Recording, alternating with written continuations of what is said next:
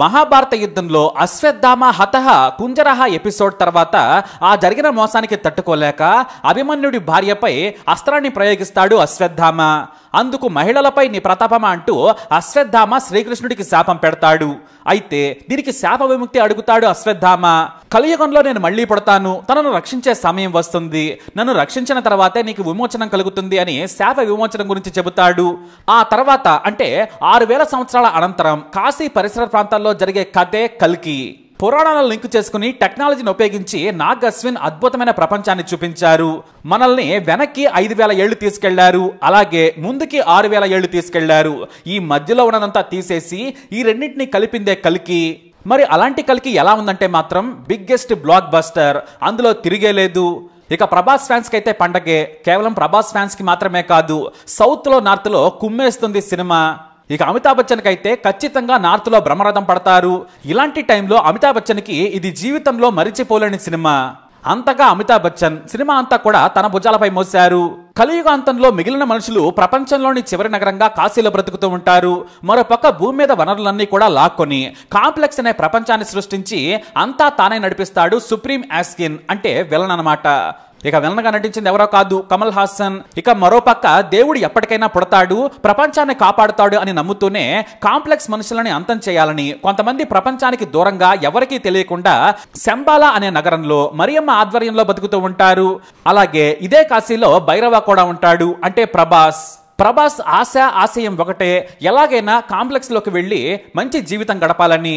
అయితే ఇదే కాంప్లెక్స్ లో ప్రెగ్నెన్సీకి పనికొచ్చే మహిళలను తీసుకొచ్చి ప్రయోగాలు చేస్తూ ఉంటారు. అక్కడే ఉంటుంది మన హీరోయిన్. తానక్కడ గర్భవతిని అని తెలియకుండా బ్రతుకుతూ ఉంటుంది. ఎలాగో అలా ఆ చెర నుంచి బయటపడుతుంది. ఇక అప్పుడే ఎంట్రీ ఇస్తాడు అశ్వత్థామ. అక్కడ నుంచి కథే మారిపోతుంది. అశ్వత్థామ ఎంట్రీతో సినిమా వేగం పుంజుకుంటుంది. ఇక మొత్తానికి అశ్వత్థామకు ఉన్న శాపం ఏంటి, ఎందుకు ఇంకా చిరంజీవిగా ఉన్నాడు, భైరవ అశ్వత్థామ మధ్య ఎందుకు యుద్ధం జరుగుతుంది, శంబాలాలో ఏం జరుగుతుంది, కాంప్లెక్స్ మనుషులు శంబాలాని ఎందుకు నాశనం చేయాలంటారు, ఈ భైరవ ఎవరు అనేదే సినిమా. ముఖ్యంగా కల్కి సినిమా చూడాలి అంటే మహాభారతం ఖచ్చితంగా తెలుసుండాలి. ముఖ్యంగా అశ్వత్థామ స్టోరీ. కలియుగాంతంలో ప్రపంచం ఎలా ఉంటుంది, భూమి మీద వనరులన్నీ నాశనమయ్యాక మనుషులు ఎలా బ్రతుకుతారు, అక్కడ టెక్నాలజీ ఎలా ఉంటుంది అనేది చాలా బాగా చూపించారు.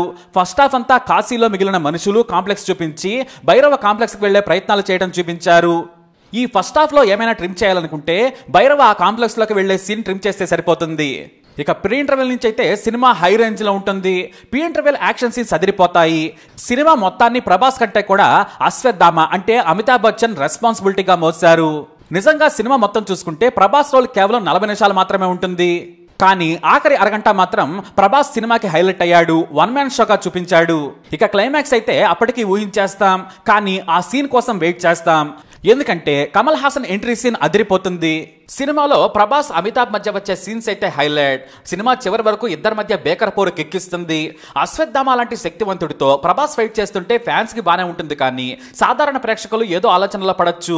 కానీ ఎప్పుడైతే ప్రభాస్ క్యారెక్టర్ సినిమా చివరి 5 నిమిషాల్లో రివీల్ చేస్తారో అప్పుడు ఖచ్చితంగా గూస్ బంప్స్ వస్తాయి. ఇక కమల్ హాసన్ ఆయన గెటప్ భయపెట్టేలా ఉంటుంది. సినిమా స్టార్టింగ్ లోనే కమల్ హాసన్ ని చూపించిన పెద్దగా కిక్ ఉండదు, కానీ క్లైమాక్స్ లో ఎంట్రీ సీన్ మాత్రం అదిరిపోతుంది. ఎందుకంటే సినిమా ఇప్పుడే ఆరంభం అయిందని ప్రతి ఒక్కరికి అనిపిస్తుంది. సెకండ్ పార్ట్ కోసం అభిమానులు ఖచ్చితంగా ఎదురు చూస్తారు. ప్రతి భారతీయుడు కూడా క్లైమాక్స్ కి అంత కనెక్ట్ అవుతాడు. ఇక కమల్ హాసన్ పాత్ర పరిధి తక్కువైనా పరిచయం చేసిన తీరు మంచితనం ఎలా మారుతుందో చెప్పే కొన్ని మాటలు ఆలోచింపజేస్తాయి. రెండో భాగంలో మాత్రం ఖచ్చితంగా భూకంపం సృష్టిస్తాడు. అయితే సినిమా నిడివి చాలా ఎక్కువగా ఉంది, కానీ అందులో ఉన్న పాత్రలు బలంగా ఉన్నాయి. అవి కనిపించిన ప్రతిసారి థియేటర్ లో మంచి జోష్ వస్తుంది. కొన్ని చోట్ల సాగతీత సన్నివేశాలు ఉన్నా కూడా ఆ పవర్ఫుల్ పాత్రల వల్ల అవి చెల్లనిపిస్తాయి. మహాభారతం అంటేనే భారతీయులకు ఓ సోల్ లాంటిది. ఈ సినిమా మొత్తం కూడా మహాభారతం మీదే బేస్ అయి ఉంది. ఇక మనం తర్వాత చెప్పుకోవాల్సింది నాగ్ అశ్విన్ గురించి. ముందుగా ఇతనికి హ్యాట్స్ ఆఫ్ చెప్పాల్సిందే. ఓ మంచి కథని, అది కూడా మన భారతీయ పురాణ కథని ప్రపంచానికి కనెక్ట్ చేశాడు. మహాభారత కథని ప్రపంచ నలుమూలలకి విస్తరింపజేశాడు అనడంలో డౌటే లేదు. హాలీవుడ్ చిత్రాలు చూస్తున్నప్పుడు అసలు మనం ఇలాంటి సినిమాలు తీయగలమా, ఇలాంటి ప్రపంచం మొత్తాన్ని కూర్చోబెట్టి మన కథలు చెప్పగలమా అనే ప్రశ్నలు తలెత్తుతాయి. కానీ నాగ్ అశ్విన్ అది చేసి చూపించాడు. ఆ ప్రయత్నాన్ని విజయవంతంగా మనదైన కథతో చేసి చూపించాడు దర్శకుడు నాగ్ అశ్విన్. అందుకు నిజంగా అతనికి థ్యాంక్స్ చెప్పాల్సిందే.